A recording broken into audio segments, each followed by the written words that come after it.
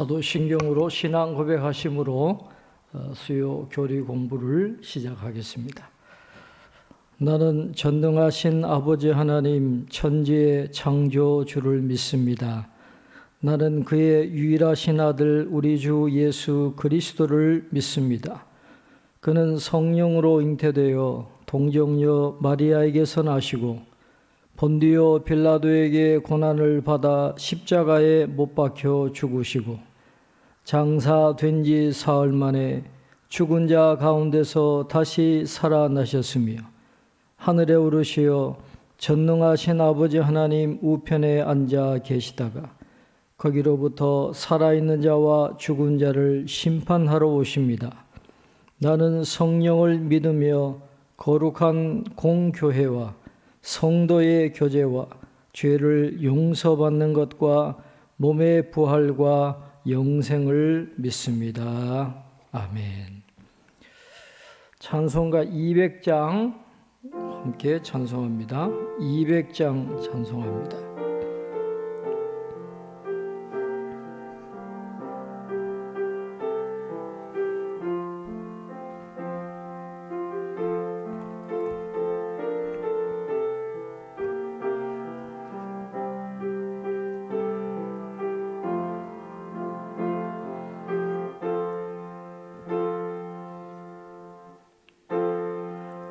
달고 묘한 그 말씀 생명의 말씀은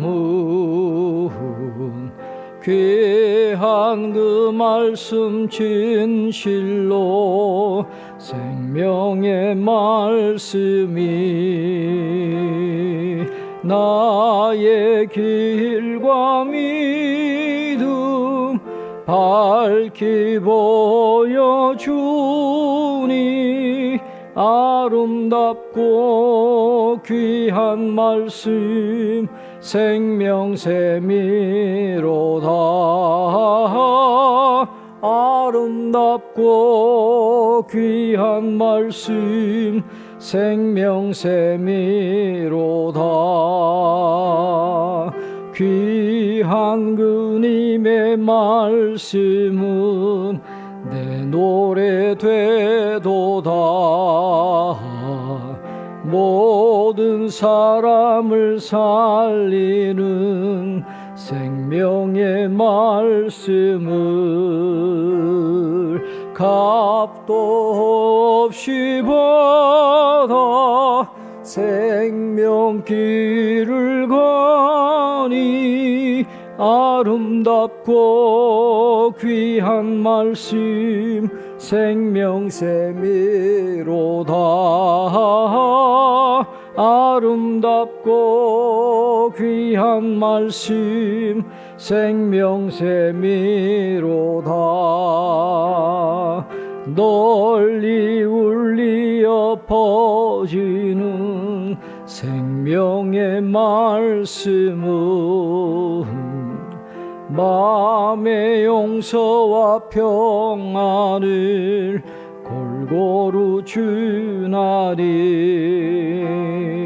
다만 예수 말씀 듣고 복을 받네. 아름답고 귀한 말씀 생명샘이로다. 아름답고 귀한 말씀 생명샘이로다.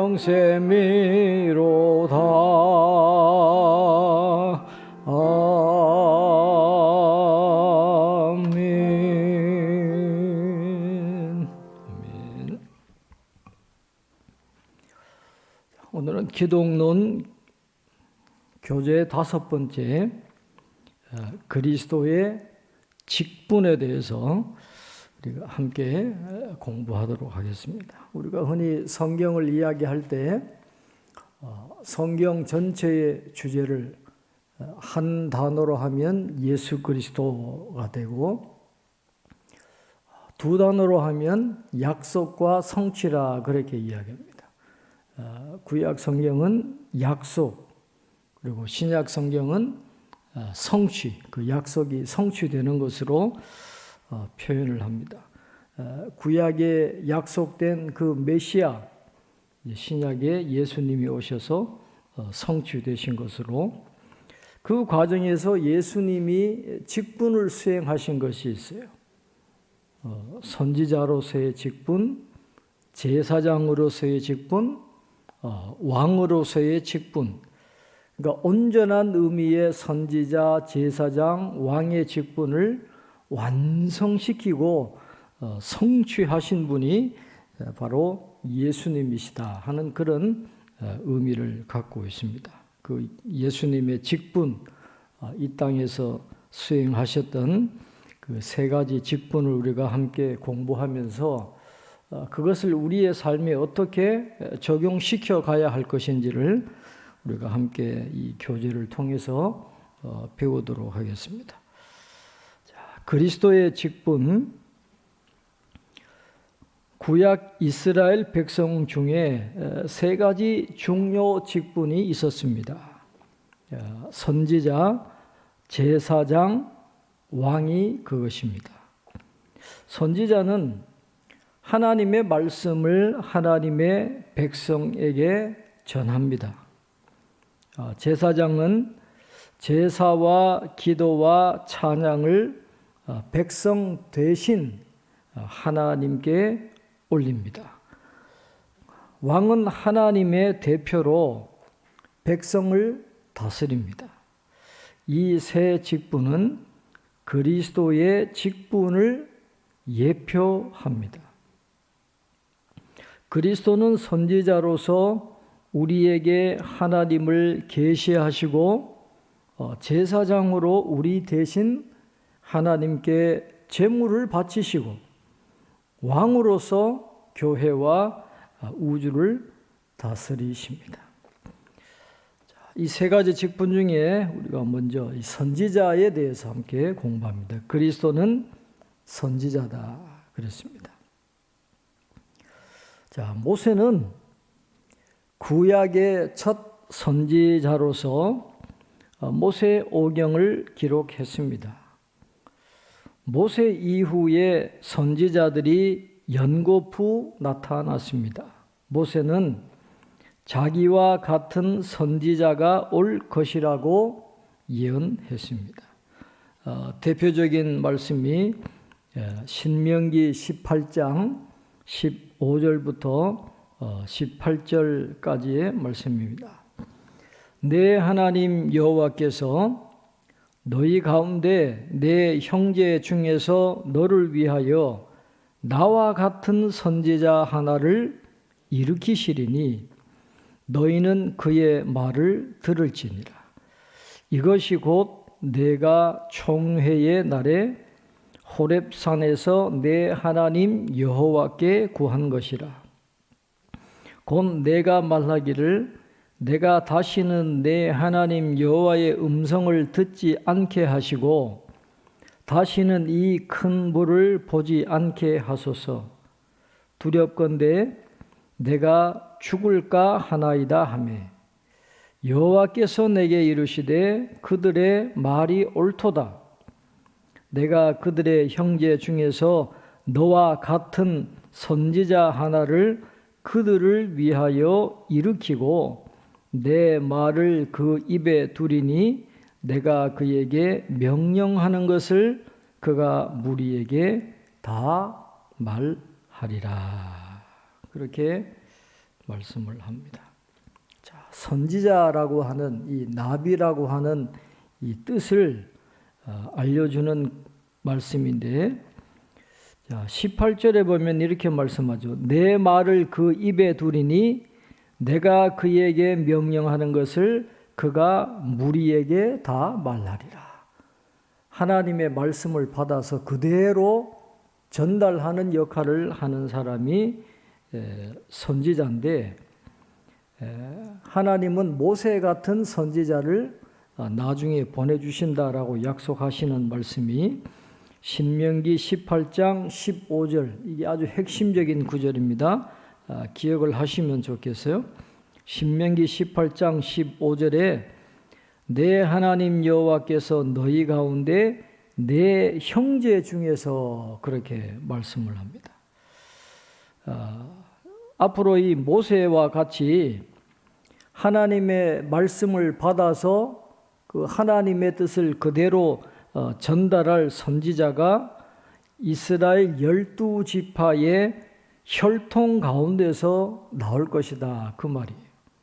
이방인을 통해서 오는 게 아니라 이 이스라엘 혈통에서 12지파의 혈통 가운데서 모세와 같은 선지자가 나올 것인데, 너를 위하여 나와 같은 선지자 하나다. 그러니까 이건 일반적으로 1차적으로는 선지자 제도에 관한 약속이라고 보고 있습니다. 모세가 죽은 이후에도 계속해서 이스라엘 백성 중에서 나타날 하나님의 모든 선지자들을 의미한다라고 볼 수 있고, 그러나 궁극적으로 이 선지자는 메시아를 가리킨다라고 우리가 이해를 할 수 있습니다. 이건 메시아에 대한 예언이라고 보시면 되겠습니다. 마치 모세는 이스라엘의 선지자 역할도 하고 제사장 역할도 하고 왕의 역할을 한 것처럼, 예수님은 인류의 유일한 대제사장이시고 영원한 왕이시고 참된 선지자가 되시는데, 그 예수 그리스도가 이스라엘의 혈통에서 나타나실 것을 신명기 18장 15절은 우리에게 가르쳐 주고 있습니다. 자, 그 다음 교재를 보시면 복음서를 보면 예수님은 주로 한 선지자나 모세 같은 선지자로 여겨지지 않았습니다. 예수님을 선지자라고 한 사람들도 예수님을 잘 몰랐습니다. 선지자는 예수님에 의해서나 주변인에 의해서 자주 사용된 호칭은 아니었습니다. 자, 마태복음 16장 14절에 보시면 이르되 더러는 세례 요한, 더러는 엘리야, 어떤 이는 예레미야나 선지자 중에 하나이다. 그렇게 말해요. 사람들이 나를 누구라 하더냐 물으니까 이제 제자들이 예수님께 대답하는 장면인데, 더러는 이렇게 나오는 것을 보면 이 백성들이 예수님에 대해서 온전한 지식을 갖추지 못했다라는 것을 암시하는 그런 말입니다. 백성들이 이 다시 오기로 약속된 예언자적인 인물이나 메시아와 연관이 있는 인물이라고 막연하게 추측은 했지만은 구약 성경에 약속하신 그 메시아다라고 이렇게 확실하게 인식하지는 못했다라는 것을 말씀합니다. 그래서 더러는 세례 요한이다, 더러는 엘리야다, 아니면 예레미야다, 그렇게 이야기를 했다라고 지금 예수님께 보고를 하고 있습니다. 그런데 이 말씀을 쭉 읽어보면 당시에 예수님에 대한 부정적인 견해는 이 제자들이 보고를 하지 않았어요. 예수님에 대해서 한편에서는 바알세불이다, 죄인의 친구다, 그렇게 예수님을 비판하는 그런 견해도 있었지만 그런 것들은 싹 빼고 예수님이 듣기에 기분 좋게 세례 요한이라 그럽니다, 엘리야라 그럽니다, 예레미야라 그럽니다, 선지자 중에 하나라 그럽니다. 그렇게 좋은 분위기에서 예수님께 보고를 하고 있는 장면이 나오고 있습니다. 정확하게 예수님에 대해서 잘 모르고 있어요. 자, 마태복음 16장 14절에 보면 선지자 중에 하나이다, 그렇게 이야기합니다. 이 당시에는 로마 그 식민지 시대였으니까 이 종말론적인 기대를 많이 했습니다. 그래서 외경을 우리가 쭉 읽어보게 되면 당시 그 이스라엘 백성들은 모세가 다시 살아나올 것이다. 이사야가 다시 살아나올 것이다. 이 에스라가 다시 부활해가지고 어떤 종말을 예비하는 큰 선지자의 역할을 할 것이다 하는 이런 종말에 대한 기대를 많이 했습니다. 종말에 큰 선지자가 나타나가지고 어떤 역사를 이룰 것이다. 바로 그 선지자 중에 하나가 바로 예수님이다라고 그렇게 이야기를 했다라고 예수님께 보고를 하고 있습니다.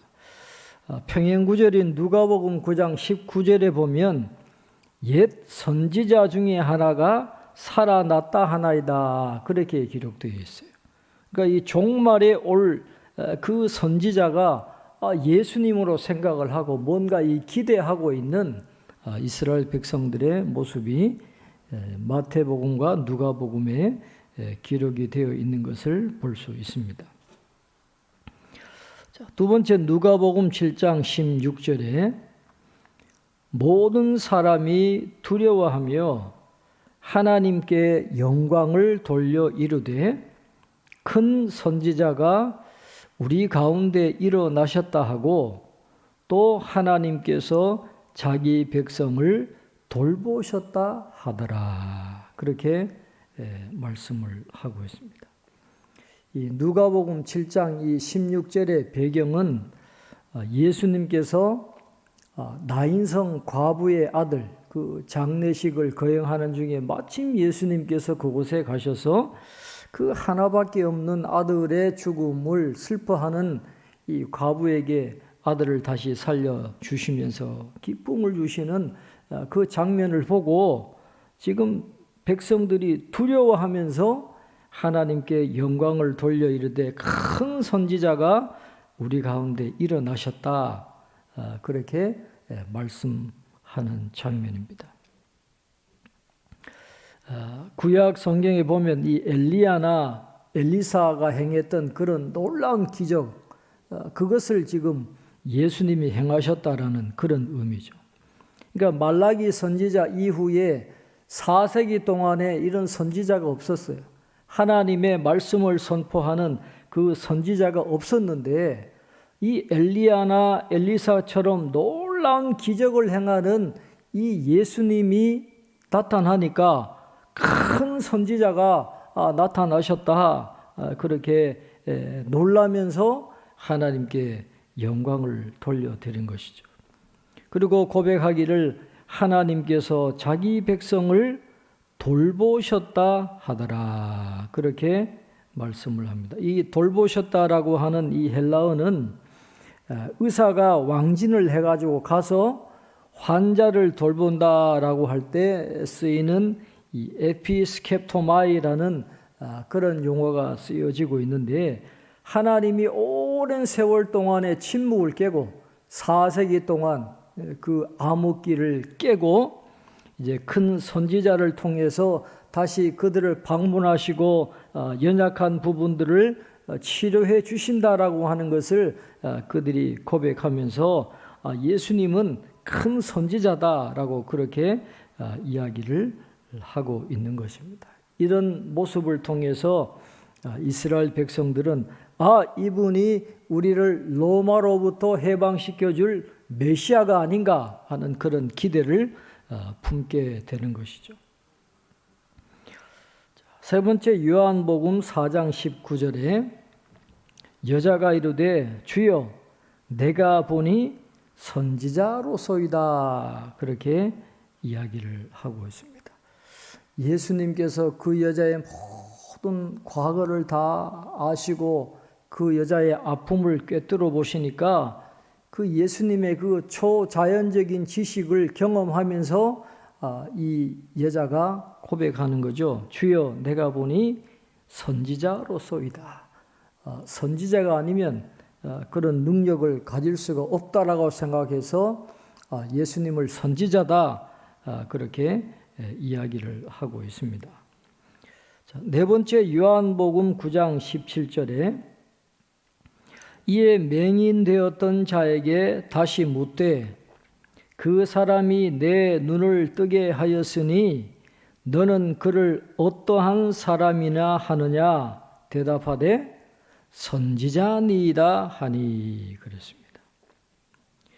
이 눈을 뜨게 하는 이 초자연적인 능력을 선지자들이 아니면 행할 수 없으니까 누가 너의 눈을 뜨게 했냐? 그러니까 예수님을 보고 선지자니이다 그렇게 표현하고 있는 것이죠. 그냥 일반적인 의미에서 선지자라고 표현한 것이지 이 눈을 뜬 사람이 예수님의 정체성을 정확하게 누구냐라고 알고 대답한 건 아니다라는 것을 우리가 알 수 있게 됩니다.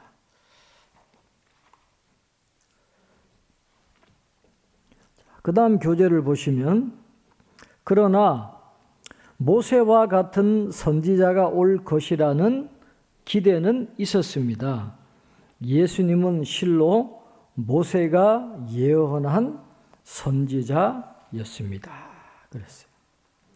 자, 여기서 우리가 잠깐 제가 설명을 하고 넘어가야 되는데 우리가 성경을 쭉 읽어보면 이 하나님 나라의 마지막 단계에 이 선지자직에 대해서 적어도 3가지 기대가 있었던 것을 우리가 볼 수 있습니다. 첫 번째는 주님의 오심을 선포하는 이 전령 선지자가 있을 것이다. 주님의 오심을 미리 선포하는 전령 선지자가 나타날 것이다 하는 그런 기대가 있었어요. 그 다음에 두 번째는 이 모세와 같은 궁극적인 선지자가 나타날 것이다. 그 다음에 마지막 세 번째는 예언이 회복되는 그날이 올 것이다 하는 이 3가지 기대가 있었는데 이 선지자직에 대한 3가지 기대가 모두 예수님의 인격과 사역에서 성취되고 있다는 것을 성경은 우리에게 가르쳐 주고 있습니다. 자, 첫 번째 단계는 주님의 오심을 선포하는 전령 선지자가 있을 것이다라는 그런 기대가 있었다 그랬는데 자, 이사야 40장 3절로 5절에 이렇게 말씀을 합니다. 외치는 자의 소리여 이르되 너희는 광야에서 여호와의 길을 예비하라.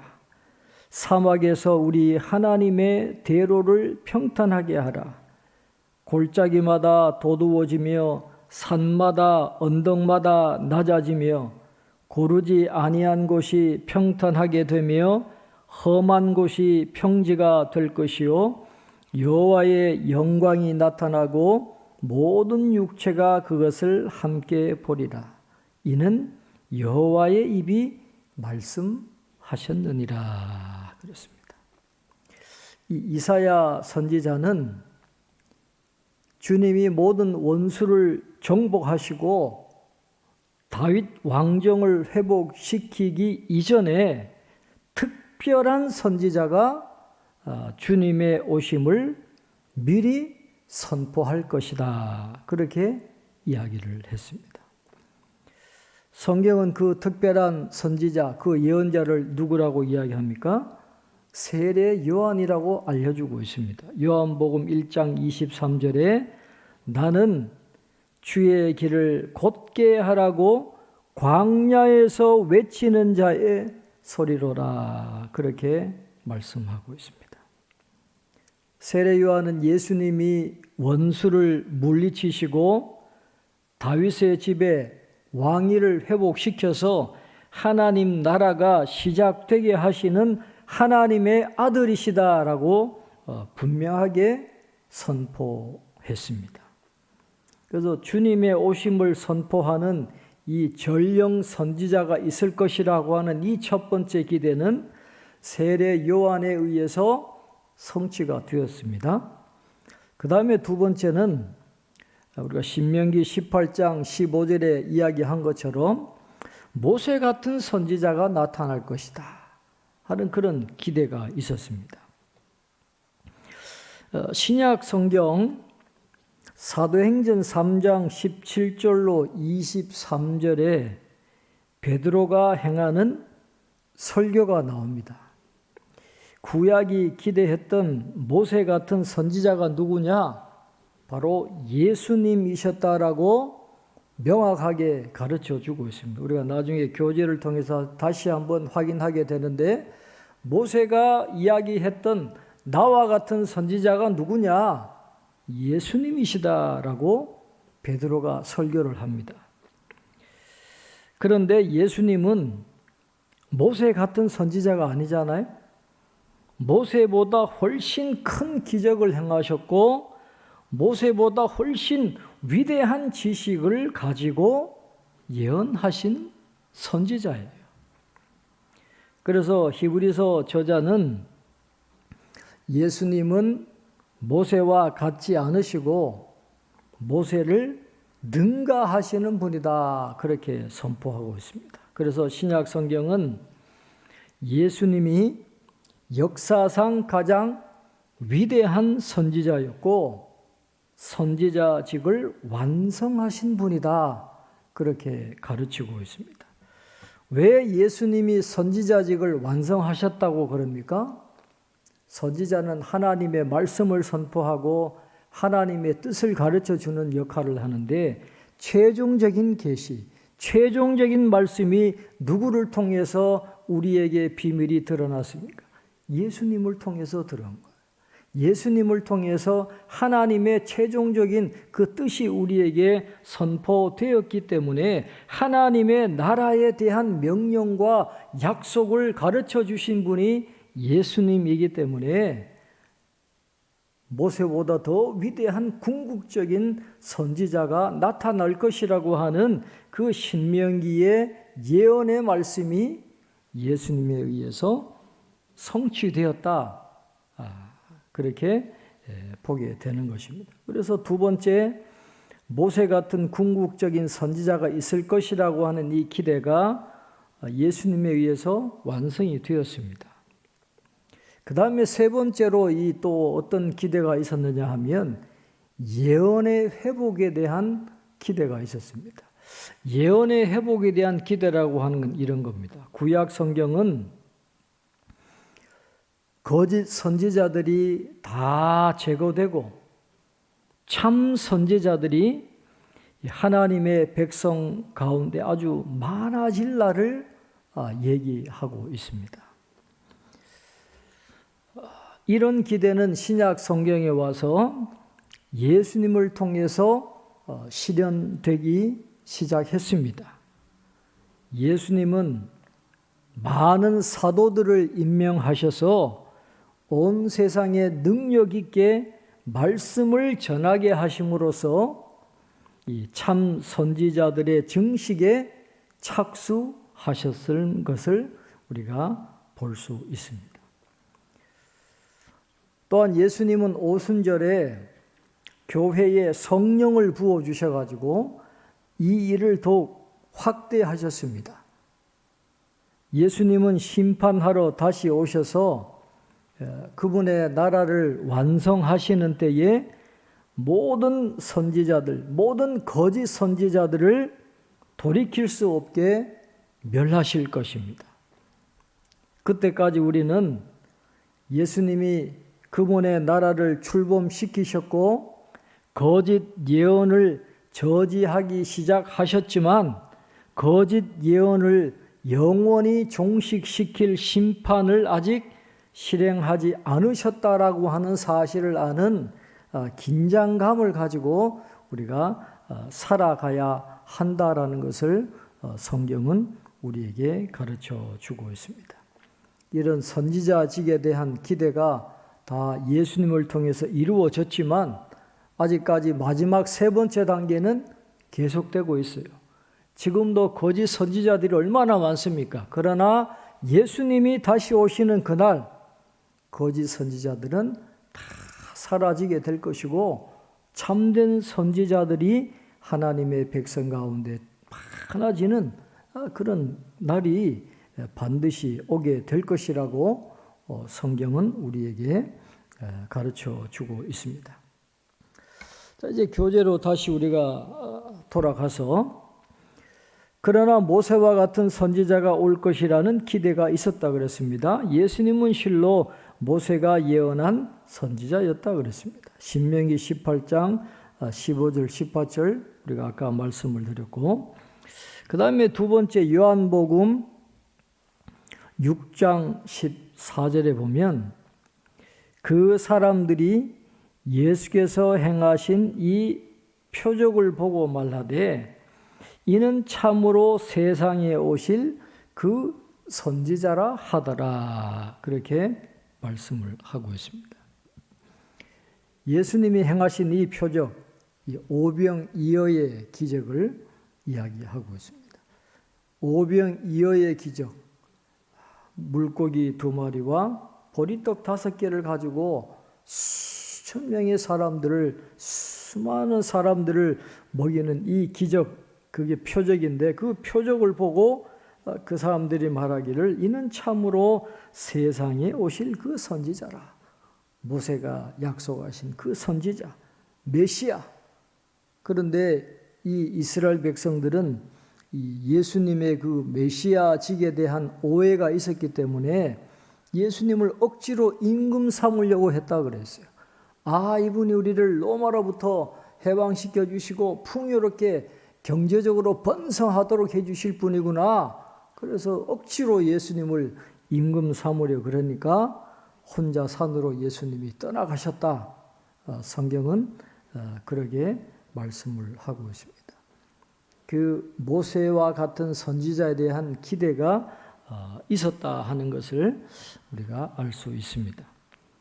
그 다음 세 번째 사도행전 3장 22절로 24절 아까 말씀드린 바가 있는데, 자, 거기 보면 모세가 말하되 주 하나님이 너희를 위하여 너희 형제 가운데서 나 같은 선지자 하나를 세울 것이니 너희가 무엇이든지 그의 모든 말을 들을 것이라. 누구든지 그 선지자의 말을 듣지 아니하는 자는 백성 중에서 멸망받으리라 하였고, 또한 사무엘 때부터 이어 말한 모든 선지자도 이 때를 가리켜 말하였느니라. 그렇게 말씀을 하고 있습니다. 이 사도행전 3장의 배경은 베드로와 요한이 성전으로 기도하러 올라가다가 나면서 못 걷게 된 이가 구걸을 할 때에 내게 가진 은과 금은 없지만 나사렛 예수의 이름으로 일어나 걸으라 선포하니까 그가 뻘떡 일어나는 기적이 일어난 것을 배경으로 하고 있는 것입니다. 그 기적을 본 많은 사람들이 놀라워하니까 베드로가 이게 사도행전 3장에 쭉 설교를 하면서 모세가 말했던 그 나 같은 선지자가 바로 나사렛 예수 그리스도라고 하는 그 말씀을 이제 설교를 하는 장면이 사도행전 3장에 기록이 되어져 있습니다. 그 다음 교재를 보시면 신약의 서신에서 예수님은 결코 한 선지자나 그 선지자로 불린 적이 없었습니다. 히브리서는 하나님께서 선지자들을 통해서 여러 가지로 말씀하셨다는 말씀을 한 후에 예수님을 소개할 때 모든 선지자들 중 가장 위대한 선지자로 소개해야 하는데 그렇게 하지 않았습니다. 히브리서는 예수님을 사도와 대제사장으로 소개했습니다. 이 말의 의미는 예수님이 인간 선지자와 같지 않은 분이다라는 것을 이야기하는 겁니다. 인간적인 제사장, 선지자보다도 더 뛰어난 분이시다라고 했기 때문에 히브리서는 예수님을 가장 위대한 선지자라 그러지 않고 사도와 대제사장으로 그렇게 예수님을 소개하고 있다라는 의미입니다. 첫 번째, 히브리서 1장 1절로 2절에 옛적에 선지자들을 통하여 여러 부분과 여러 모양으로 우리 조상들에게 말씀하신 하나님이 이 모든 날 마지막에는 아들을 통하여 우리에게 말씀하셨으니 이 아들을 만유의 상속자로 세우시고 또 그로 말미암아 모든 세계를 지으셨느니라. 그렇게 말씀을 하고 있습니다. 예수님께서 선지자의 사역을 감당하신 걸 이야기하고 있죠. 구약 시대입니다. 옛적의 구약 시대에는 선지자들을 통해서 말씀을 하셨지만은 신약 시대에는 아들을 통해서 우리에게 말씀하셨다. 그러니까 예수님이 선지자의 역할을 감당하셨다라는 것을 우리가 보게 되는데, 히브리서는 강조하는 것이 예수님은 인간 선지자나 인간 제사장보다도 더 뛰어난 분이시라는 걸 강조를 합니다. 그래서 오늘 이 히브리서 1장 1절로 2절에 나오는 이 용어들을 쭉 살펴보면 예수님을 훨씬 높은 존재로 이야기하는 것을 보게 됩니다. 자, 선지자들을 통하여라고 하는 이 헬라어를 보면 엔 토이스 프로페타이스라 그래서 토이스라고 하는 관사가 붙습니다. 그런데 이 아들을 통하여라고 할 때는 그냥 엔 휘오 관사가 없어요. 토이스와 같은 관사가 없이 그냥 아들을 통하여 그렇게 이야기합니다. 관사가 있고 없고가 왜 중요하냐? 관사가 붙어 있다라고 하는 것은 그냥 사람이라는 의미예요. 선지자들은 사람입니다. 어떤 신적인 존재나 그런 어떤 대단한 그런 영적인 존재가 아니라 사람이지만 하나님께서 그들에게 말씀하심으로 선지자 역할을 감당하게 됐지만, 그러나 예수님은 관사가 없어요. 어떤 신적인 하나님과 같은 그런 동급의 하나님의 본성을 지닌 자로서 아들이신 예수님이 계시를 하셨기 때문에 예수님의 말씀, 예수님의 계시는 구약의 계시와 구약의 말씀보다 탁월하고 완전하다라고 하는 것을 히브리서는 우리에게 강조를 하고 있습니다. 계속해서 히브리서는 그걸 강조하고 있는 것을 우리가 보게 됩니다.